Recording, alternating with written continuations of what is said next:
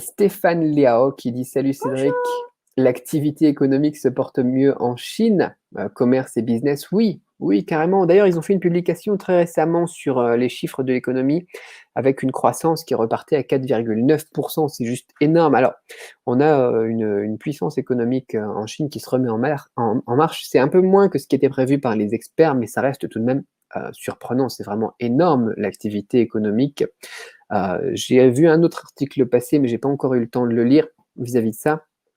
Mais c'est juste hallucinant, effectivement, l'activité économique, comment ça se remet en marche. Il y a quelque chose quand même qui me fait un petit peu mal au cœur ces dernières années. En Chine, c'est l'inflation qui reste quand même relativement forte, qui n'est pas aussi contrôlée, aussi maîtrisée qu'en Europe. Mais bon, voilà, vis-à-vis de la valeur de la monnaie par rapport à au pouvoir d'achat, c'est pareil pour tous les pays du monde, malheureusement.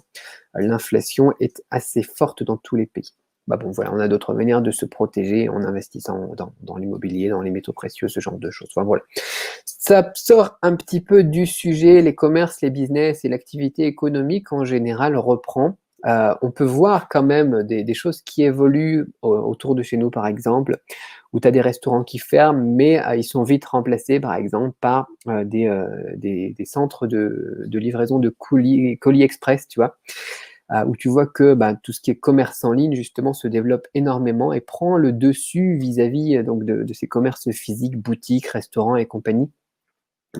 Donc il reste, voilà, il y a toujours des boutiques physiques maintenant, mais c'est des livreurs de colis, des personnes qui vont eh bien, apporter eh bien, après ça à votre porte et trier un petit peu tout ça.